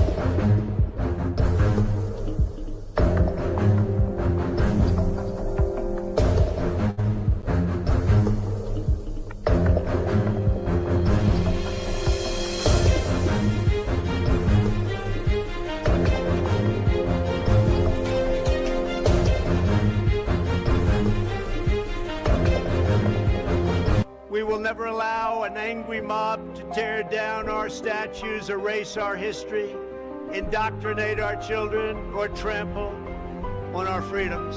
We will teach our children to cherish and adore their country so that they can build its future. Together we will fight for the American dream, and we will defend, protect, and preserve American way of life. Our movement is based on lifting all citizens to reach their fullest God-given potential. Never forget, we are one family, no matter our race, color, religion, or creed. We are one America. Bueno, ahí es muy importante, ustedes ya saben, ya conocemos de tiempo atrás cuál es la narrativa de Trump, de volver a América Grande otra vez. Y ahora, cuando él vuelve esta segunda vez, pasa algo supremamente interesante en el posicionamiento de narrativas en elecciones y lo que realmente sucede. Cuando gana Donald Trump y la gente vota por Biden, dice, es un castigo a Donald Trump, ¿cierto? Es un castigo al manejo de la pandemia, al tema de derechos humanos, a varias cosas que las personas dijeron, acá no hay riesgo, no podemos volver a esto. Le cobran sus errores, ¿cierto? Esa vaina de la efervescencia, de volverse otra vez los Estados Unidos americanos, Por su ejecución las personas dicen, hay cosas que no te podemos perdonar, te equivocaste un montón y eso ya raya con todo. Gana Biden otra vez con una persona donde la gente otra vez vota con una esperanza de que se recuperen cosas. Y en la ejecución se equivoca y vuelve y le entrega las banderas a otro extremo que las personas ya habían dicho no más. Entonces, cuando hablan, porque nosotros analizábamos mucho este tema del discurso entre la ejecución, pues el discurso y la ejecución, lo que pasaba en Estados Unidos, yo leí mucho cuando ganó Donald Trump, que decían como es que es increíble que a la gente no le interese el medio ambiente. Es increíble que a los norteamericanos no les importen el prójimo, los latinos, el derecho, los derechos humanos, son unos inhumanos, o sea, todo. Y yo pensaba y revisaba y decía, no es eso. Claro que sí les importa, pero les importa más su seguridad. Y hay latinos que estando igual en Estados Unidos, han adquirido unos derechos y unos deberes con Estados Unidos. Y también, como adquiere unos deberes, también necesito que usted me cuide, Estados Unidos. Y ya hay un asunto que se sale de control, que fue lo que esta persona en esta narrativa quiso, se inventaron unas cosas miedosas. Yo no sé si ustedes se acuerdan, como que no sé en qué estado las personas se comían a los perros, los perritos, las mascotas de sus vecinos, o sea, una cosa miedosa, pero una narrativa muy exagerada, pero tocaba unas fibras, tocaba un tema de identificación y así vemos cómo hay países que pasan de un extremo a otro y vuelven. Y no es que retrocedan, ¿cierto? Es que sienten que esa narrativa que escogieron de esperanza no cumple para nada y sienten que necesitan devolverse, porque ahí no es, ya te dimos la oportunidad y ahí no es. Entonces, eso es muy importante porque este personaje sabe entender muy bien el tema de la narrativa, de la ejecución. Yo creo que no viene, digamos, yo siempre he pensado que esta es la era más peligrosa de Donald Trump en cuanto a radicalismo, en cuanto a todo lo que está pasando y todas las medidas que está tomando, porque además sabemos que Estados Unidos, pues él es el presidente de Estados Unidos, pero él toma decisiones que impactan al mundo entero, ¿cierto? Entonces ahí pasan muchas cosas interesantes. Lo cierto es que pues puede afectar al mundo entero, pero los que lo van a elegir otra vez son los estadounidenses. Y ahí es donde él se está concentrando porque no puede volver a permitir que le pase lo de la primera vez, donde su storytelling y su narrativa estuvo completamente desconectada con su story doing, con lo que hizo y se lo cobraron. Entonces ahora él ha mantenido una narrativa muy, muy coherente, muy consistente. Y lo primero que hizo, por eso en sus primeros días, él puso al mundo patas arriba, con todo, con un montón de medidas y con un montón de cosas que generaron pánico, algunas positivas, otras negativas para otros. Pero ahí está, él dijo, me subo y de una, yo empiezo a hacer y les empiezo a mostrar qué es lo que yo quiero hacer. Eh, Hay unos tipos de narrativas políticas. Ojo, hay muchas, pero estas son algunas que nosotros identificamos y que les queremos compartir a ustedes que funcionan mucho en gobierno, pero principalmente en campaña. La narrativa de superación son esos candidatos o candidatas que dicen, yo soy uno de ustedes, vengo desde abajo y sé lo que es luchar, vengo de de padres campesinos que no estudiaron, ¿se acuerdan que les hablaba hace poquito de esto? Esto es ideal para candidatos o candidatas que conectan con ese pueblo desde esa experiencia de vida. Generan identificación y el mensaje es, si yo pude, todos podemos. Yo te entiendo, yo voy a luchar por ti porque soy como tú. Entonces esto emociona, genera cercanía y autenticidad, pero tiene un riesgo. Y es quedarse solo en lo emocional si no se acompaña con resultados. Y lo otro es fingir. Aquí se montan, y yo lo he visto también en otros países, en Ecuador, donde pueden vivir en una casa divina, pero van y hacen una pantomima. Acá en Medellín se eligió un alcalde que uno sabe, todos sabemos que tiene mucho dinero, pero se tomó una foto con la esposa, o sea, la esposa que es súper play, pues, cachezuda, la esposa con un moño acá, o sea, sí, yo estoy divina, pues peinada como estaba ella. En el comedor, el cepillo con pelos, o sea, lo pusieron ahí, tan. El niño comiéndose una sopita en una casa con ventana de reja, o sea, una cosa que uno decía como, pero este no es el man, pero los que no lo conocían, los que no sabían quién era, le creyeron. Ay, es como yo, ay, come sopa con, ay, sí, pone el pelo, ay, sí, se peina así como yo, es despelucada. Ese tema de familia, eso construyen y es una narrativa de superación. Narrativa de ruptura, estos son los que buscan ese cambio, esa disrupción. Vengo a cambiar el sistema, no soy lo mismo de siempre. Acá entran figuras como por ejemplo, Milei, ¿cierto? Que es vamos a acabar con la casta corrupta, sucia, ratas, todos afuera, todos los ministerios, etcétera. Y es perfecta cuando hay un hartazgo social y una desconfianza en los de siempre, cuando ya hay un desgaste y llegan esas personas a decir, suficiente, ya fue suficiente, soy el salvador, mueve emociones principalmente como la rabia, también algunos de esperanza o ese deseo de cambio, pero el riesgo de sonar extremista o sin rumbo si no hay claridad, incluso populista. ¿Cierto? Es un populista que a todo dice no, pero pues realmente esa narrativa disruptiva o de ruptura, que acuérdense que la disrupción no es creatividad, la disrupción es algo que rompe completamente un patrón.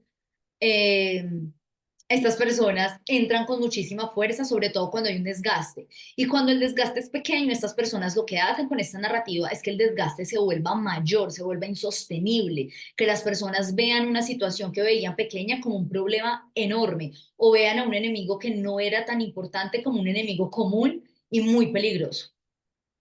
Está la narrativa de legado, es esta narrativa de he hecho y quiero seguir construyendo con ustedes, ¿cierto? Esto es ideal para quienes ya tienen trayectoria o buscan la reelección, ¿cierto? Es más como de mantener, como de nos falta, tenemos que sostener, refuerza la experiencia, genera confianza y continuidad, pero tiene un riesgo de parecer desconectado si no se adapta al presente o de haberlo hecho mal. Una persona que tuvo una narrativa maravillosa y en su story doing, en sus acciones, en sus resultados no lo supo hacer, le va a quedar muy difícil hablar de ya lo he hecho, lo quiero seguir haciendo, me falta, lo hicimos en estos 3 estados, ahora lo vamos a hacer en todo el país.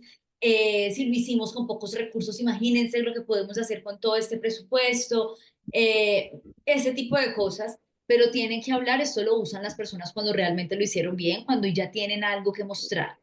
Está la narrativa épica, es esa de mover las montañas, de lograr lo imposible. Juntos podemos lograr lo imposible, es ahora o nunca. Hagamos historia, hagámoslo por primera vez, ¿cierto? Demostremos que podemos. Es este weekend de Obama o este Podemos de Chile, ¿cierto? Por donde empezó Boris hace muchos años. Entonces está usada en momentos históricos fundacionales o de grandes movilizaciones, ¿cierto? Es como ese cambio, pero que las personas vean eso que nunca vieron, que creen que es imposible y que realmente ahora sí se puede hacer. Mientras el de la disrupción está más enfocado a llevarlo desde lo negativo, este inspira, une, da sentido de misión colectiva, empodera, nos muestra que tenemos que sumar, que si hay una posibilidad, nos muestra cosas mucho más positivas. La primera, la que les mostraba ahorita, está más desde el miedo y esta es más desde la esperanza, pero hay un riesgo y es parecer exagerado, parecer improbable, parecer utópico, si no hay una base real, ¿cierto? Entonces, muchas personas, acá cuando les hablo del riesgo es como esa contranarrativa, ¿cierto? Lo que puede usar la oposición o lo que puede empezarse a decir es como, esto es imposible de lograr, o esta persona no tiene experiencia, ojo que acá es supremamente importante esto, no hay experiencia, esto es intangible, esto no puede lograrlo, no tiene esto, no tiene lo otro, entonces, pero esta narrativa épica es muy difícil, digamos, como de lograr a las personas conecten y se metan todos ahí, pero es muy poderosa si se hace bien y realmente yo me atrevería a decir que si en la ejecución funciona, es la más sostenible en el tiempo. El ejemplo que les decía ahorita de Estados Unidos, ¿cierto? Narrativa de gestión, sé cómo hacerlo, tengo las soluciones. Esta es muchísimo, esta es la más racional, es la menos emocional, es una narrativa de, sí, no podemos improvisar, es útil para públicos urbanos, más racionales, de clase media, media alta, es más de la ejecución, es esa que te dice como, ustedes ven, así improvisan, nosotros, es la que habla de los números, es la que habla de los resultados, es la que habla de transformaciones reales, es la que hace comparativos específicos de cómo era antes, qué es lo que yo logré, qué es lo que yo hice, soy coherente, no soy corrupto, pero es la que puede conectar menos.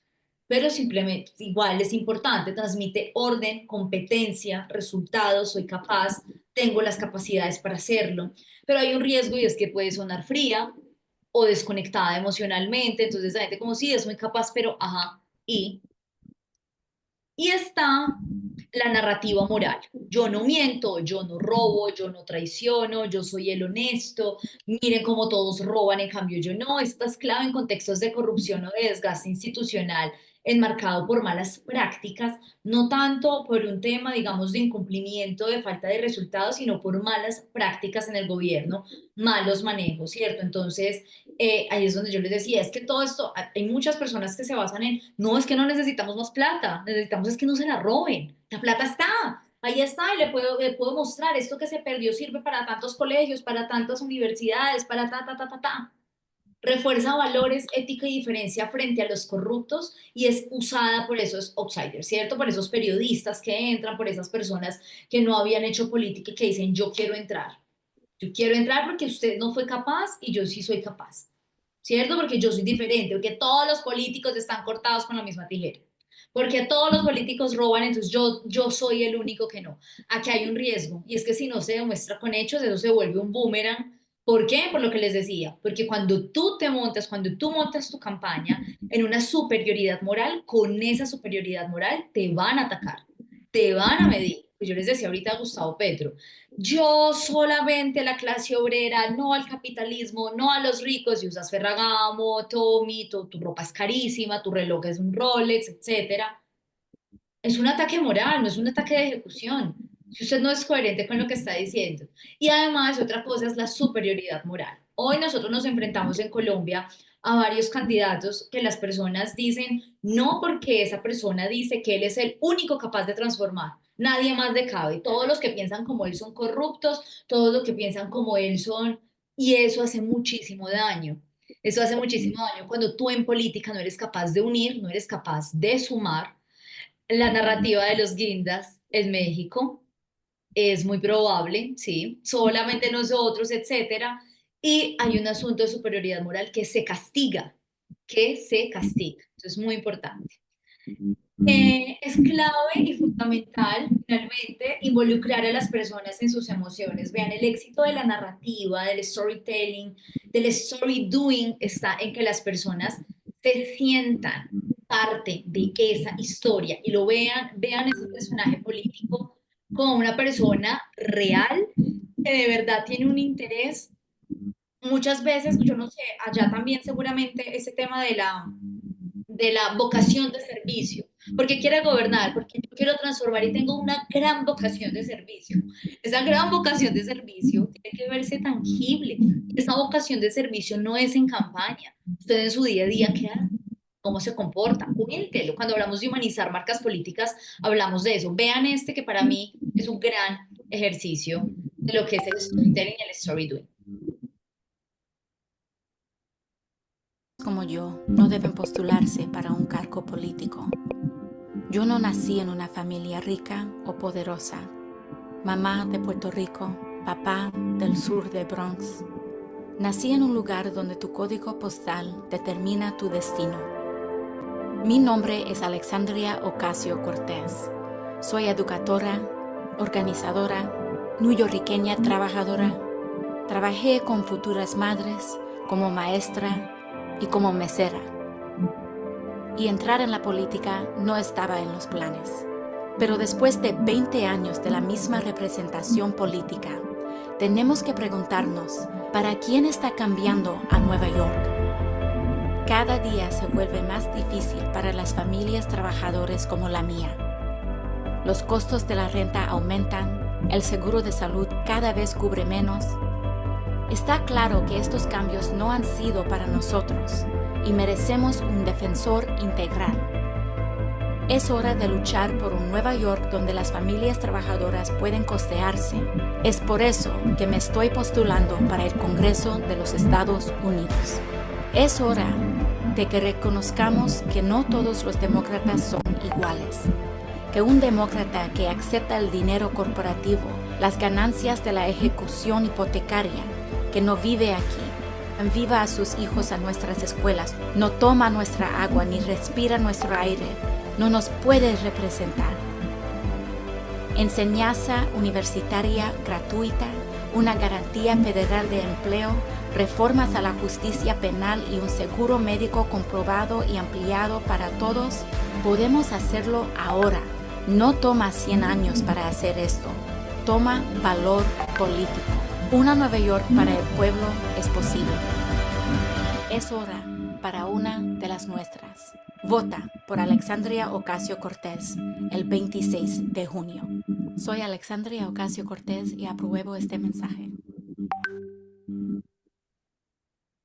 Bueno, esta mujer fue la mujer más joven en llegar al Congreso de Estados Unidos, 35 años, en un video donde no habla inglés, habla español, donde tiene muy claro lo que quiere mostrar, donde yo no sé si ustedes se vieron el documental de ella, pero donde muestra ese proceso, esto de las personas, su equipo organizando eventos comunitarios cuando realmente le cerraban las puertas y ella insistía, insistía y persistía, y pues hoy sigue todavía ocupando el Congreso. Entonces, esta es la prueba perfecta entre lo que uno es, esa historia de vida de uno aplicada a un proyecto político y una consolidación de lo que es una marca política, ¿cierto? Independientemente, yo creo que ninguna persona y ningún político es perfecto porque ninguna persona es perfecta.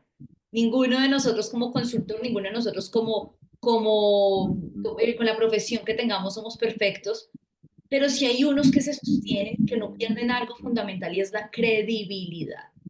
Eso es clave y ella para mí es un ejemplo, la sigo desde que estaba en su campaña, sigo cada una de sus cosas y realmente me parece que es una mujer maravillosa. Entonces aquí recuerden esto, las diferencias claves, porque con esto empezamos y aquí con esto quiero terminar. El storytelling nos dice, así soy, posiciona, esto es lo que soy. Y el story doing es lo que haces, te legitimas, genera credibilidad, legitimidad y realmente logra un cambio. Hoy la gente ya no solo escucha historias, la gente quiere ver si son verdad. El storytelling posiciona, pero el story doing convence. Muchísimas gracias a todos ustedes por estar aquí, por escucharme, por acompañarme todo este tiempo. No sé si tienen alguna duda, pregunta. Abrimos, Ricardo, si quieres el espacio para dudas, para preguntas. Estas son mis redes, las de Broom, de mi agencia y de mi consultore, pues las mías para que, bueno, me etiqueten, compartan lo que les gustó, escriban si me quieren escribir algo. Gracias, Alejandro.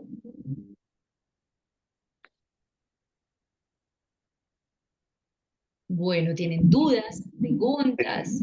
Fíjese que esa de del último video, la vi en Netflix. Sí, es buenísimo. Ajá, y me encantó y me enseñó tanto que en el 2024 quise competir como candidato independiente, solo por ver esa serie y por... Más que nada, no es por ver la serie, traigo esa idea todavía, aún ahorita, de competir como un candidato independiente a diputado federal. Entonces, cuando vi ese documental de esta chica, de cómo pudo vencer a un concejal o algo así, no recuerdo qué nombre era, pero era un señor que era muy poderoso y que pues, prácticamente ella lo venció, ¿no? Con poco recurso, con poco de todo, pero con esa parte, ¿no? Con la narrativa más que nada. Y la verdad, muy bueno. Entonces, considero yo que el storytelling es decirte, es endulzarte el oído, y el story doing es mostrarte que no solo es endulzarte el oído, sino que realmente podemos hacer coherencia de lo que decimos y lo que hacemos. Nicolás, mira, eso que tú dices es la muestra perfecta de políticos que llegan y que cuando te muestran eso es para decirte como, es que sí es posible hacer política diferente. Yo siempre he dicho que la idea no es hacer una política diferente, sino realmente retomar y devolverle a la política su verdadera labor, o sea, su verdadera misión en la vida. Y así nace la política realmente. Lo que pasa es que nosotros los seres humanos lo que hemos hecho es como distorsionar un montón ese ejercicio, pero es maravilloso porque esos políticos con esos movimientos y con este tipo de políticas lo que nos dice es, claro que sí, no solamente tiene que haber un relevo generacional, porque no significa que los de siempre lo hagan todos mal y que los nuevos lo hagan todo bien, pero sí le dan un cambio, le dan un respiro, y por eso nacen personas, no existen o nacen unas figuras que dicen, yo me quiero atrever como ella. Eso es fundamental, y es lo que tú decías, también es como, el storytelling es como una relación de pareja.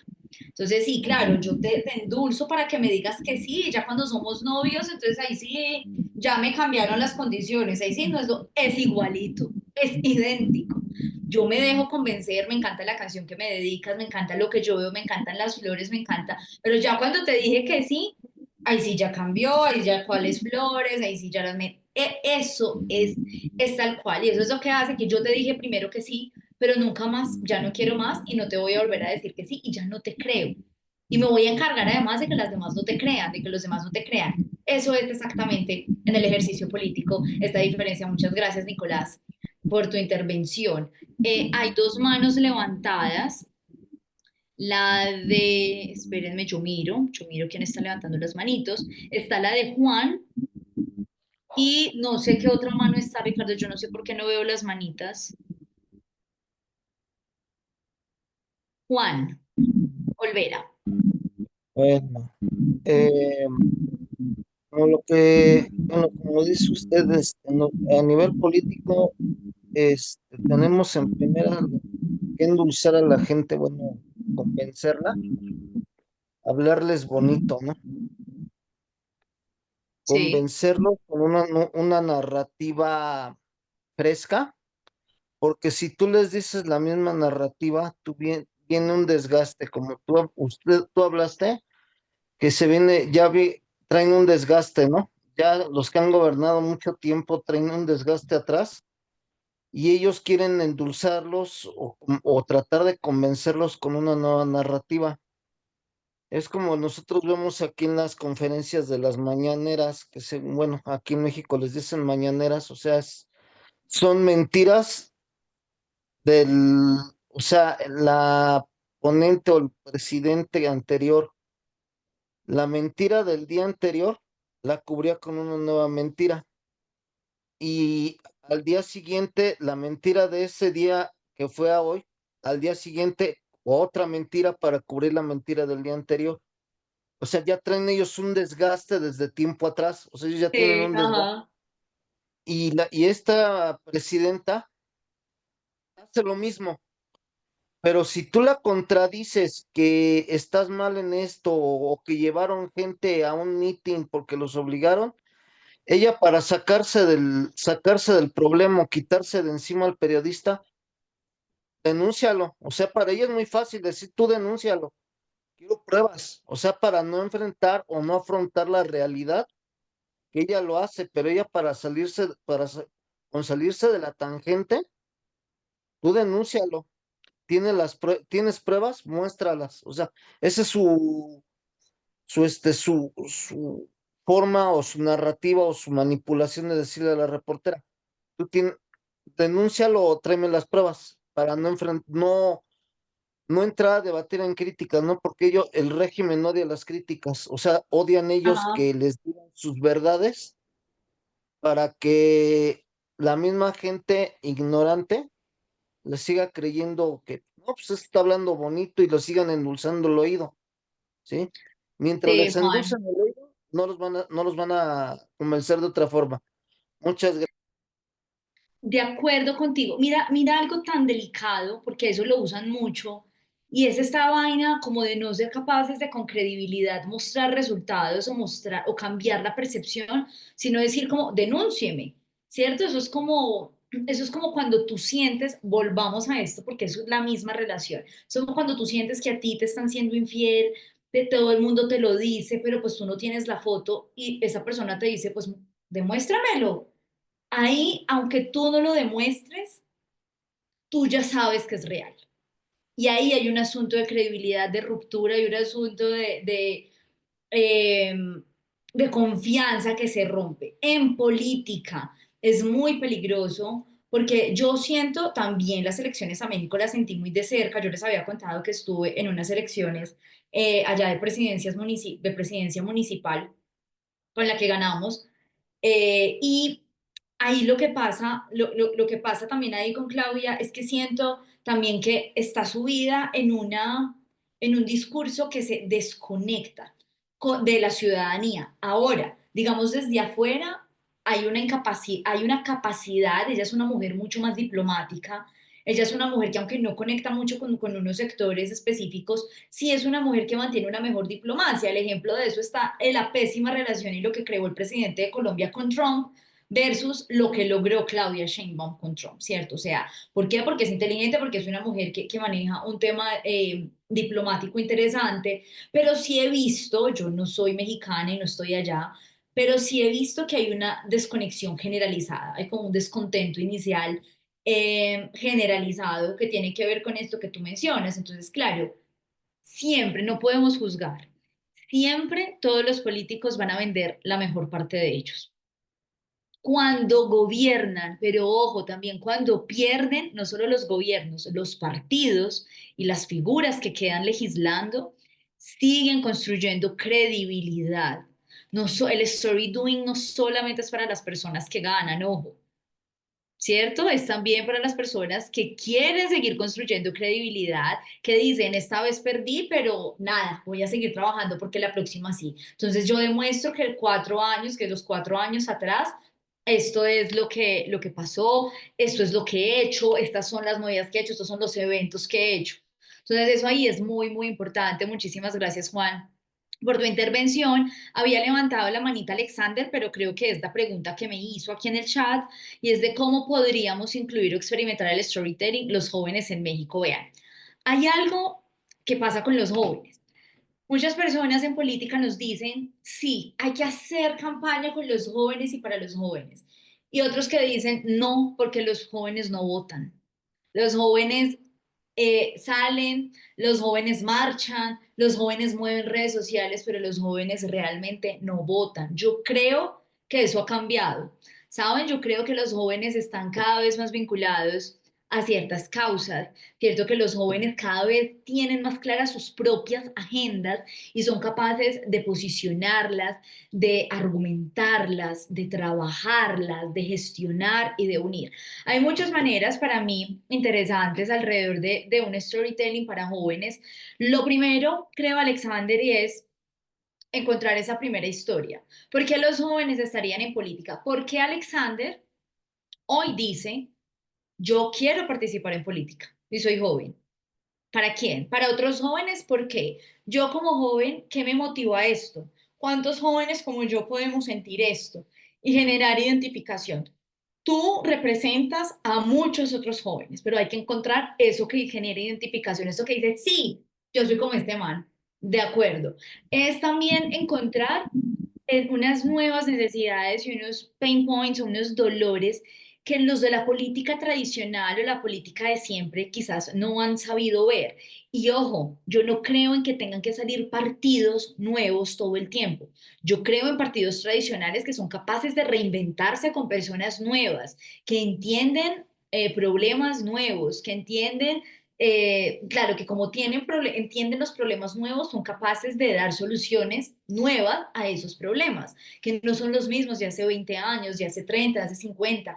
Hay algo importantísimo y es que los jóvenes tienen una capacidad de entender los lenguajes digitales de una manera increíble y ahí sí tienen una gran ventaja porque el canal principal para hacer política hoy son los canales digitales. ¿Cierto? Llegamos a cientos, miles, millones de personas y ustedes como jóvenes lo pueden hacer. A mí me encantaría y creo que es un muy buen ejercicio empezar a encontrar como joven yo por qué decido entrar a política, qué creo que de mi historia puedo conectar con otras, que creo que puedo atraer, que haya personas que digan, sí, yo me sumo a este proyecto de Alexander por esta razón o por esta otra. ¿A quién le hablo? Porque, ojo, las mujeres que hacen política no solamente le hablan a las mujeres, los jóvenes que hacen política no pueden hablarle solo a los jóvenes, ¿cierto? Tiene que haber algo que recoja, pero tu historia de vida tiene que conectar, ¿cierto? Por Alexandra no votaron solamente jóvenes, votaron personas de diferentes edades, pero que se identificaron con ella en algún momento. Ella tocó unos dolores específicos. Yo qué podría decirles, usen muchísimo los canales digitales, generen identificación, tu propia historia. Uno siempre busca historias de afuera y a veces la historia más poderosa es la de uno. ¿Por qué cada uno de ustedes, Araceli, Juan, Alexander, Laura, por qué están aquí? ¿Por qué están en esta capacitación? ¿Por qué decidieron entrar a política? ¿Qué es lo que quieren realmente lograr? Encuentran esa historia real de su historia de vida, que es lo que los mueve. Y esa es una historia muy poderosa para empezar a traer, para empezar a sumar, para empezar a construir con otras personas desde la diferencia. ¿Qué los hace a ustedes diferentes? ¿Por qué pertenecer a un equipo de jóvenes del PAN o por qué elegir a una persona joven del PAN es diferente a elegir a cualquier otro joven de otro partido? ¿Qué tienen ustedes por ofrecer como jóvenes? ¿Cuál es esa visión de país o esa visión de Estado o esa visión municipal que tienen los jóvenes? Pero para eso tienes que construir, tienes que unir, tienes que encontrar puntos en común y tienes que construir una historia colectiva a partir de una historia que es personal. Porque hay muchos Alexanders. Hay muchas personas que dicen, sí, ese soy yo y le creo al man porque él ha vivido lo mismo que yo o porque le duele lo mismo que a mí. Entonces, eso primero. Segundo, usen mucho los canales digitales, no paren, aprovechenlos mucho, usen esos recursos como los memes, búrlense también de una manera diferente de la política, de cómo lo hacen los demás, mientras los otros lo hacen de una manera más ruin, con fake news, ustedes usen el humor para mostrar eso. Y por supuesto, construyan una narrativa que proponga. Los jóvenes no solamente están en la movilización, en la marcha, en la crítica. Los jóvenes están llamados hoy a construir, ¿cierto? A tener una visión diferente, una postura, qué es lo que se imaginan, qué es lo que sueñan, y no solamente a pedir, sino a decir como jóvenes qué es lo que estamos dispuestos a dar, a aportar, a construir, a sacrificar también, cómo vamos a unir, cómo vamos a trabajar, cómo vamos a mostrar ese tipo de cosas diferentes. Entonces, como dice, convencerlos con propuestas, con narrativa y con acciones. Ojo, hay una vaina. Por ejemplo, vean lo que yo acabo de decir. Es que los jóvenes no votan. Esa para mí sería una campaña y una vaina muy poderosa. Es que dicen que en México los jóvenes no votan. Vamos a comprobar y empiecen. Entonces, por ejemplo, los días de cierta selección, yo haría o mostraría talleres de formación política, a los jóvenes haciendo pedagogía de cómo votar, movilizando, yendo a las urnas, mostrando muchas imágenes de jóvenes votando. O sea, estas son campañas que revierten una narrativa que las personas ya tienen instaladas. Entonces, esas son acciones específicas y yo creo que los jóvenes han sido usados por políticos tradicionales, ¿cierto? Son utilizados. Los jóvenes y tal, y no los dejan realmente construir y participar.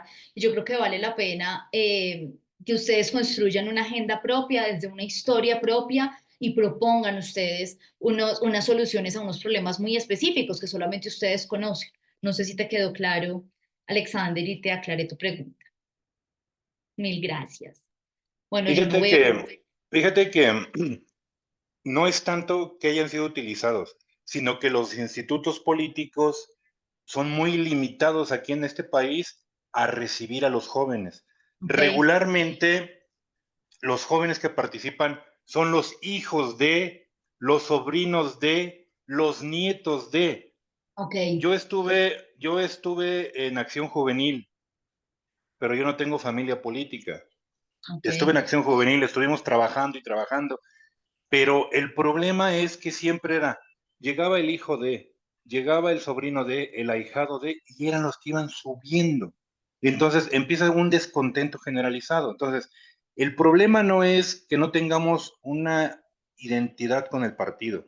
El problema no es que no compartamos los valores del partido. El problema no es siquiera eso. El problema es que el partido está limitándonos como jóvenes a participar de las candidaturas, de los puestos de elección popular. Si no eres el hijo, si no eres el nieto, si no eres el sobrino, si no eres el ahijado. Entonces, aquí la mayor parte de los jóvenes siempre han sido utilizados como el que grita, el que trae la porra, el que ondea la bandera y toda esa parte. Entonces, la participación de los jóvenes se limitaba a esa parte.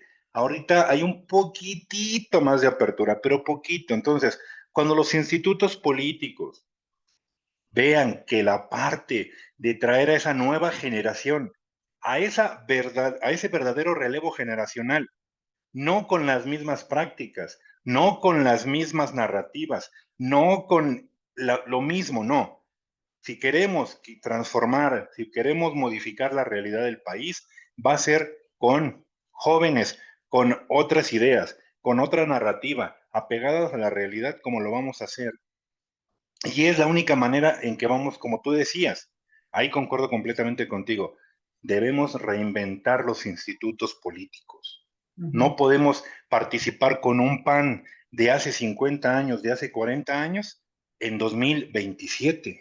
No, para 2027 necesitamos un PAN de 2027. Ese es el problema. Eso es lo que los institutos políticos no han terminado de entender.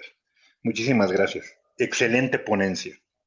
Ángel, muchas gracias a ti, sobre todo gracias por poner este tema en la agenda, digamos, y en esta conversación, porque eso que tú dices pasa en muchos espacios. Yo siento que los jóvenes nos hemos metido en la cabeza, y cuando yo te digo que los usan, yo no lo pienso como que los usan como candidatos, sino que los han usado para movilizar, vaya a la marcha, comparte, tómese la foto conmigo para que parezca que yo pienso en los jóvenes. Digamos que ahí se ha instrumentalizado mucho el tema de la juventud. Y hay pocos espacios. Eso pasa en México, pasa en el PAN, seguramente pasan muchísimos otros partidos, pero que hoy estemos hablando de esto, yo veo comentarios aquí como necesitamos ideas nuevas, necesitamos demostrar que somos los portavoces. Eso es maravilloso. Realmente yo trabajo con muchos políticos jóvenes, muchos, que les ha costado mucho llegar, mucho. Entonces, ahí hay narrativas que hay que desinstalar. Ay, es que no tienen experiencia. Ay, no, algún día cuando sea más grande que usted necesita, es cierto, necesitan es como a los de siempre, con estructura, con conocimiento, pero yo creo que cada vez más se va avanzando.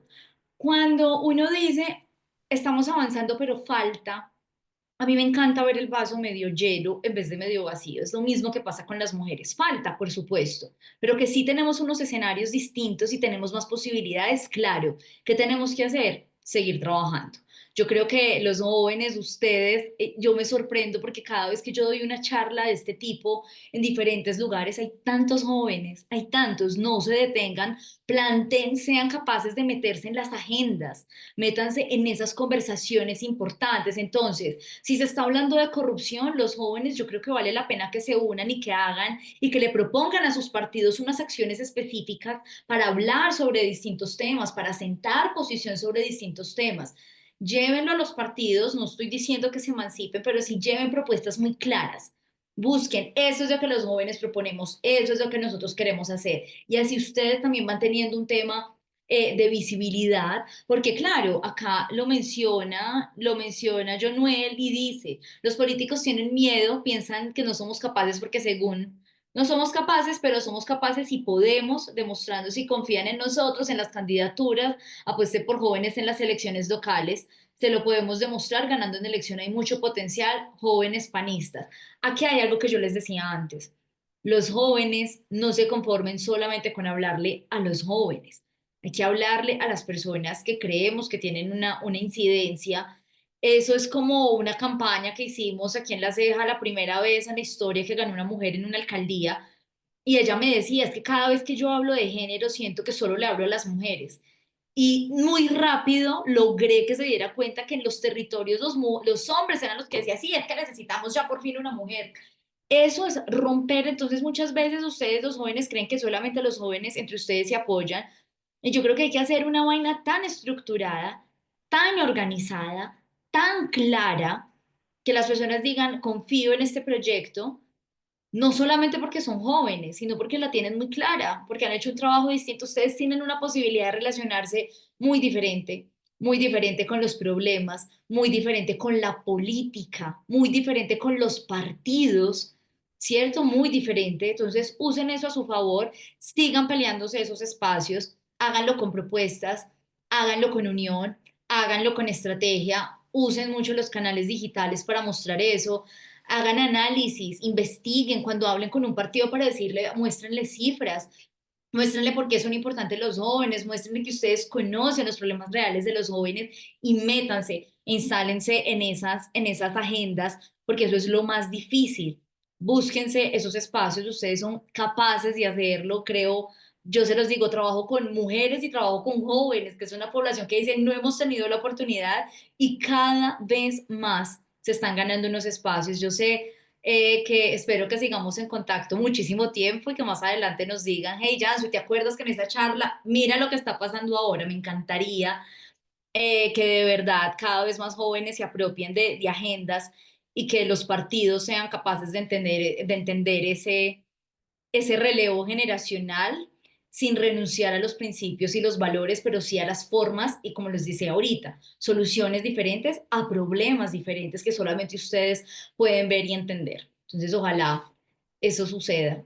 Muy pronto, yo creo que Laura tenía la manita levantada y yo creo que con esa pregunta podemos ir terminando. Muchísimas gracias, Mario, por tu mensaje. Laura, yo no sé si estás, ya bajaste la manita.